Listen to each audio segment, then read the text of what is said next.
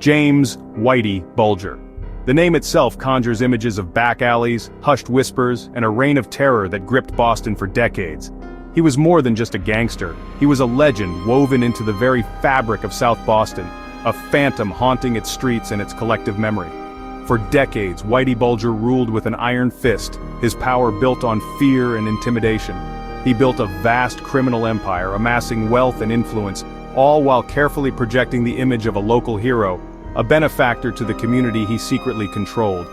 But beneath that carefully constructed facade was a ruthless killer, a cold-blooded individual capable of unspeakable acts.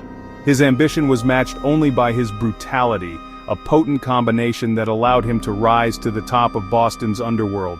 Bulger wasn't born into a life of crime, he forged his path through the school of hard knocks. He fought his way up from the streets, his character hardened by years spent in prison, his instincts sharpened by the brutal realities of life behind bars. It was there he learned the harsh lessons that would shape his future.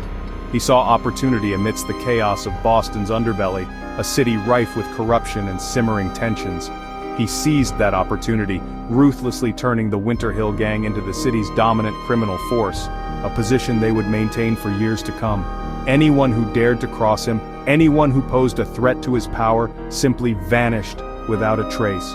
His enemies were silenced permanently, their bodies buried in secret graves, their stories lost to the shadows. What truly set Bulger apart from other criminals was his sharp intelligence and meticulous planning. He was a strategist, always thinking several steps ahead. He carefully cultivated an aura of invincibility, projecting an image of power and control that intimidated rivals and instilled fear in potential enemies.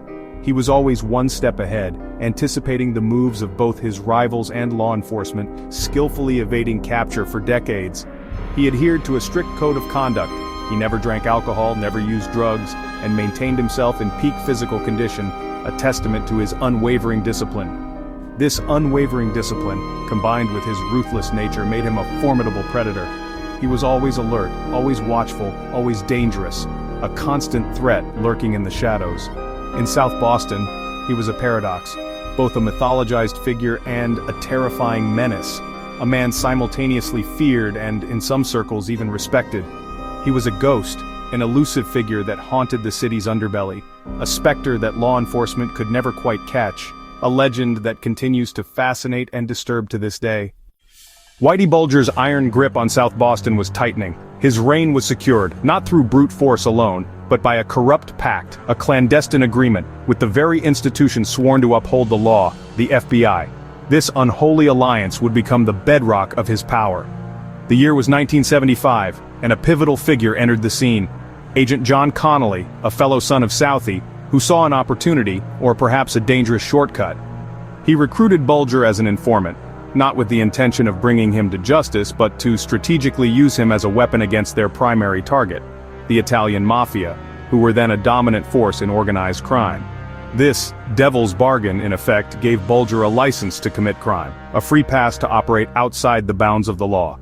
While ostensibly feeding the FBI carefully selected tips on his rivals, he was simultaneously expanding his own criminal empire, growing stronger and more ruthless, all while being shielded from prosecution. Connolly, now deeply compromised, routinely warned Bulger of impending investigations, effectively turning law enforcement into his personal shield, a corrupt force protecting his interests. The FBI's single-minded obsession with dismantling the Mafia tragically blinded them to the insidious growth of Bulger's own criminal power, allowing his network to flourish unchecked. Bulger operated with complete impunity, brazenly eliminating rivals, often with the tacit and sometimes explicit approval of those sworn to uphold the law. Connolly's loyalty to Bulger completely blurred the already thin line between cop and criminal, and he was handsomely rewarded, showered with lavish gifts and substantial cash bribes. This corrupt alliance effectively made Bulger untouchable, a phantom menace operating in plain sight, and allowed him to maintain his stranglehold on South Boston for nearly 2 decades. It was the very cornerstone upon which he built his vast criminal empire, and ultimately, a significant factor in Boston's slow and painful undoing. Under the supposed protection of the FBI, an alliance was forged that would forever stain the streets of Boston. The Winter Hill Gang, emboldened and untouchable, transformed into a ruthless murder machine, operating with impunity.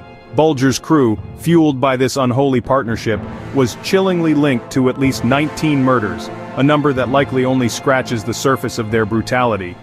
These were not random acts of violence, but calculated executions. Victims silenced permanently for knowing too much, daring to cross Bulger, or simply standing inconveniently in the way of his ambition.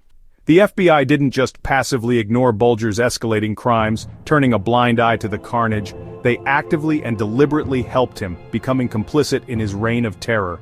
This assistance included leaking sensitive information about informants who dared to cooperate with law enforcement, as well as details of ongoing investigations that threatened Bulger's operation. Those named in these leaks were marked for death, hunted down with ruthless efficiency, and permanently silenced. The very agency that was entrusted and meant to protect the public, to uphold the law, was instead feeding names directly to a cold-blooded killer, signing their death warrants with every piece of information shared. Honest and dedicated cops, striving to bring Bulger to justice, found their cases inexplicably sabotaged from within, their efforts undermined at every turn. Crucial evidence mysteriously vanished, disappearing from evidence lockers as if by magic, and terrified witnesses, facing intimidation and threats, recanted their testimonies, leaving prosecutors with nothing. The sheer scale of this corruption was staggering, reaching into the highest levels of law enforcement and government. It was a deep-seated conspiracy festering at the very heart of the justice system, threatening to erode public trust and faith in the law.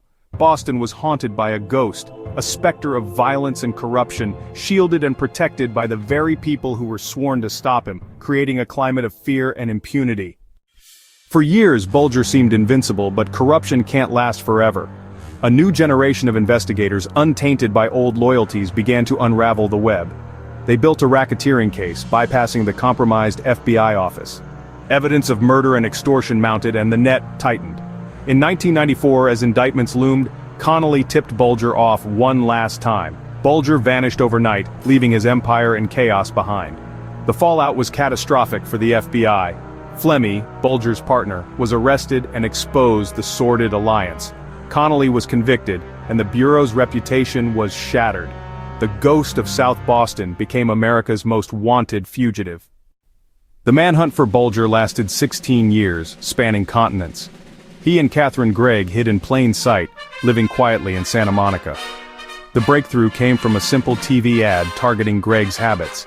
A neighbor recognized them, and in 2011, Bulger was arrested without a fight. Agents found guns and cash hidden in their apartment, the last remnants of his empire. Bulger was convicted in 2013 of racketeering and murder, forcing Boston to confront its darkest chapter.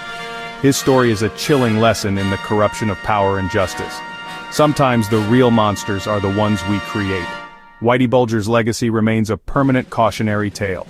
This was another glimpse into the dark side of history where crime, power, and betrayal collide. Subscribe to Real True Crime Empire for more true stories you were never meant to hear.